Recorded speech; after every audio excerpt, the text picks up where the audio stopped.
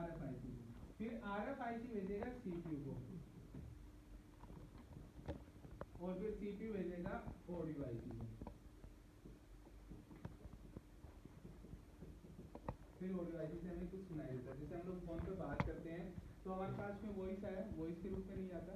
अब यहाँ पर जितना भी फ्रीक्वेंसी आएगा वो एनालॉग में आएगा, तो जितना भी फ्रीक्वेंसी आएगा ये एनालॉग में आएगा RFIC तक, ठीक है। CPU समझता नहीं है लैंग्वेज, CPU क्या समझता है, ये CPU ये समझता, खाली ये वाला CPU की समझ में नहीं आता। तो अब क्या करता है, ये जो फ्रीक्वेंसी यहाँ तक ये आया RFIC के पास में, तो RFIC से किस में कन्वर्ट करके भेजेगा, ऐसे भेजेगा डिजिटल, ठीक है। अब फिर क्या करेगा, अब मान लीजिए यहाँ से वापस भी फ्रीक्वेंसी जा रहा है तो CPU वापस से इसको क्या करेगा, ये तो डिजिटल में भेजेगा, फिर RFIC से क्या करेगा, एनालॉग में भेजेगा वापस से। तो सबसे इंपॉर्टेंट कौन हो गया हमारे पास में, RFIC।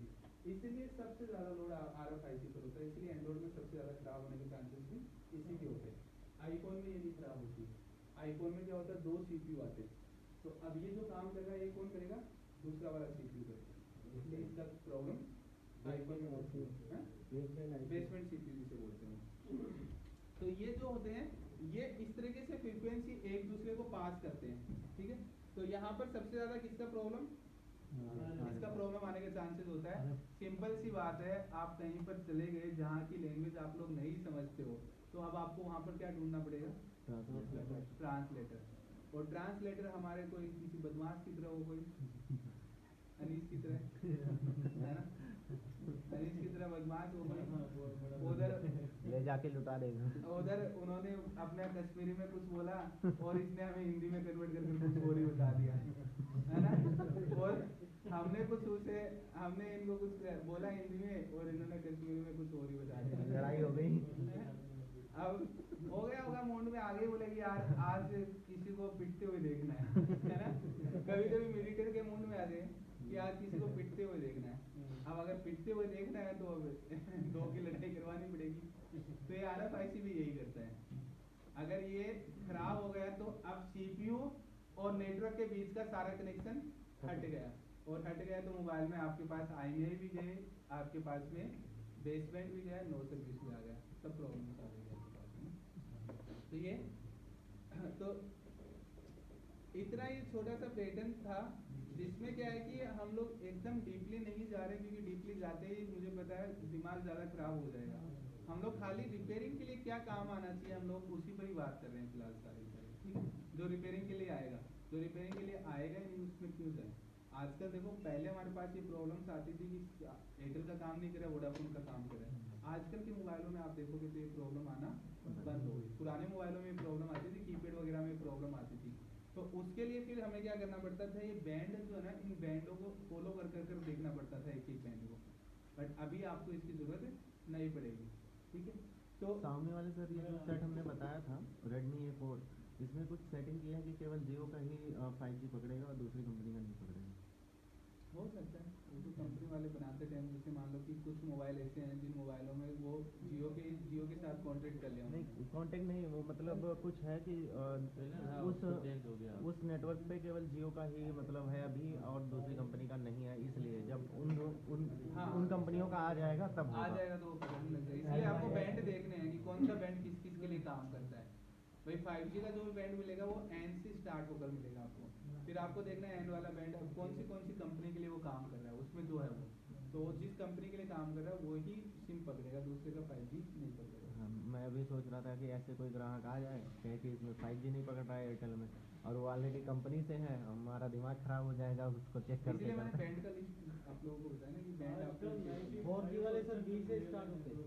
हाँ 2G 3G 4G के 20 से स्टार्ट होंगे, 5G के 10 से स्टार्ट कैसे होते हैं बाकी वो 95% लोग फेल हैं जो भी रिपेयरिंग करते हैं नेटवर्क सेक्शन में। नेटवर्क में क्या होता है कि नेटवर्क में प्रॉब्लम ये होता है कि नेटवर्क का एक समझ कर चलिए 40% एरिया नेटवर्क का है मोबाइल में, 60% एरिया पूरा मोबाइल का है। अब नेटवर्क में क्या होता है, बहुत सारी चीज़ें फ्रिक्वेंसी समझनी पड़ेगी सारी। फ्रिक्वेंसी क्या होता है, मेन ये चीज़ है। अब क्या होता है वहाँ पर बैंड देखकर हमारे बैंड बज जाते हैं दिमाग की बैंड बज जाती है। F17 आया था वो सारा वोल्टेज आ रहा था फिर भी तो अब देखो क्या होता है, वोल्टेज अगर आता रहता है ना तो आपको क्या करना है, आपको पहले ये देखना है कि भाई प्रॉब्लम कहाँ पर हो सकती है। इसलिए मैंने आपको स्टार्टिंग में बताया, पहले IMEI चेक करो, फिर आप क्या चेक करो, बेसमेंट वर्जन चेक करो, फिर आप रेडियो ऑफ चेक करो, फिर आप नेटवर्क लिस्ट चेक करो। अब क्या है हमारे पास में, अगर रेडियो ऑफ आता है या बेसमेंट अननोन का आता है हमारे पास इश्यू, तो उस कंडीशन में जितने भी RFID डाटा क्लॉक की लाइन जहाँ जहाँ जा रही है उनमें से कोई भी एक IC मिस्टेक हुआ तो आपके मोबाइल में नेटवर्क चला जाएगा। अब हम लोग चेक क्या कर रहे हैं वो चीज़ हमें समझना पड़ेगा कि हम लोग को ये नहीं पता रहता कि भाई हमें चेक क्या करना है। और अगर हमारे पास में IMEI नंबर गए साथ में तो फिर हम लोग किसी उठाएंगे सीधा RFIC को, फिर हम लोग को RFIC पे काम है। तो अब आपके पास में 4G मोबाइलों में जहाँ तक मैंने देखा ज़्यादातर हमारे पास में या तो 4G नेटवर्क नहीं आता, उस कंडीशन में 4G पे देखना है, नहीं तो आपके मोबाइल में IMEI बेसमेंट सब कुछ गायब होता है। IMEI बेसमेंट सब कुछ गायब होता है तो दो IC देख लेना है, या तो आपको 4G PA या फिर आपको ज्यादातर नो सर्विस नो सर्विस में RFIC से ज़्यादातर प्रॉब्लम आपको देखने को मिलेगा। RFIC को हटाकर 6 लाइन CPU से कनेक्टेड मिलती है, उन पर GR ले लेना, 3 लाइन पावर से कनेक्टेड मिलती है, उन पर GR ले लेना। अगर उन पर GR ओके है ना तो फिर RFIC को रिकॉल करके लगाओ और रिकॉल से दिवा दो नया लगाओ, उससे प्रॉब्लम हो। तो अभी ये ओनली फॉर हम लोग देखे हैं खाली 4G नेटवर्क, ठीक है। तो इतना भी देख समझ में आ गया इस चीज़ का। हाँ लगभग। सर अगर डाटा बहुत CPU का लाइन उसमें डाटा नहीं आ रहा है, हाँ तो उस टाइम CPU रिकॉल करना, अगर CPU से कनेक्टिविटी मिसिंग मिला ना तो CPU रिकॉल ही करना चाहिए। कुछ लोग तो वो करते हैं ड्रिल करते हैं CPU ड्रिल करना। CPU ड्रिल नहीं करते, CPU ड्रिल तो उसके लिए किया जाता है ना, ISP जंपर मारने के लिए करते हैं। नहीं सर मैंने अभी देखा था टेक्नीशियन, उसने एक लाइन में आना था ज़्यादा और उसमें आना था 1000 से 800, उसमें 1200 आ रहा था और उसने CPU को ड्रिल किया, वहाँ से जंपर उठा के वहाँ पर करना है 2G के पास। नहीं वो CPU क्वालिटी होता है तब होता है। क्या होता है देखो मैं आपको बताऊँ, आप वो हम लोग क्या देखते हैं तो वो शॉर्ट में दिखाई जाती थी, वो क्या होता है CPU उसने हटाकर पहले CPU हटाकर उसने CPU को चेक किया है, वो लाइन CPU के अंदर से शॉर्ट है वो लाइन, इसलिए अब शॉर्ट है तो अब हमारे पास कुछ ऑप्शन ही नहीं है। तो क्या करना पड़ता है, CPU के नीचे की तरफ जो पॉइंट होते हैं ना सेम पॉइंट CPU के ऊपर की तरफ भी होते हैं, तो फिर वहाँ से ड्रिल करके वो लोग वहाँ से जंपर उठाते हैं। अच्छा उसको पहले बंद किया नीचे वाले लाइन, हाँ पहले नीचे वाली लाइन को बंद कर दिया, उसने बताने के लिए CPU भी चेक कर लिया कि वहाँ पर 100% शॉर्ट है, ये क्लियर हो गया, फिर ऊपर से ड्रिल किया जाता है।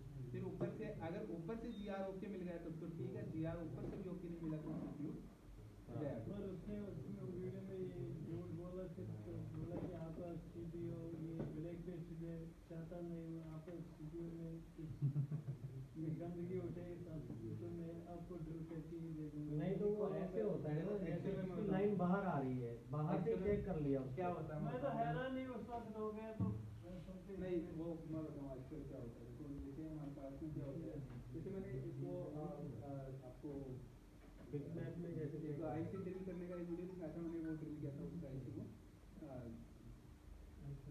वाईफाई ब्लूटूथ वाला IC को दिखाया था।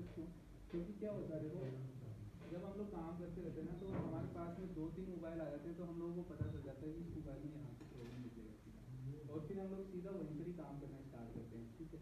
तो क्या करेंगे, अब मुझे पता है जैसे कई बार हम लोग बात करते हैं ना कि एक वो CPU जो है CPU से एक लाइन लेगा ना वो कट होता है, तो अब मान लीजिए वो लाइन शॉर्ट है, अब वो लाइन शॉर्ट है तो हम लोग सीधा क्या करेंगे, हमें पता है सीधा उस लाइन को ब्रेक करना है। तो अब ब्रेक करना है तो हम लोग वीडियोज में वो पूरी चीज़ नहीं बोलेंगे क्यों ब्रेक किया है, किस लिए ब्रेक करना चाहिए, वो चीज़ नहीं, सीधा आपके पास में ये प्रॉब्लम है, यहाँ से इसे कट मार दो, यहाँ पर ये जो आपका चार्जिंग IC है, चार्जिंग IC के पास में आकर यहाँ पर ये जंपर मार दो, आपका मोबाइल रेडी। अब हम लोग कंफ्यूजन में क्यों कट मार दिया उधर, कंफ्यूजन में क्यों कट मार दिया उधर। तो क्या होता है कि वीडियोस में एक प्रॉब्लम ये होती है कि वीडियोस का हमेशा शॉर्ट में बनाने पड़ते हैं, लंबे वीडियोस कोई देखता नहीं है, रियलिटी यही है, लंबे वीडियोस कोई देखता नहीं है। बहुत इसलिए सारे कोर्स 20-20 मजबूरी है घंटे short के में पड़े हैं, बनाना नहीं पड़ता है। देख तो इसलिए देखने की हम लोग हिम्मत पूरी पड़ती है। डिटेल्स कभी भी उसमें बोलते नहीं हैं। हम खुद भी बनाते हैं तो हम खुद भी ऐसा ही करते हैं, 10-15 मिनट में बस वीडियो खत्म करना, चाहे कुछ भी हो। ठीक है। आधी इंफॉर्मेशन जैसे हो जाए, बस सॉल्यूशन चला जाए, क्योंकि सबको सॉल्यूशन चाहिए। कई बार तो हमारे पास में बहुत सारे स्टूडेंट ये भी बोल देते हैं, सर ये 3-3 घंटे के वीडियो भी नहीं देखे जाते, 10-10 मिनट के बनाओ इनको भी।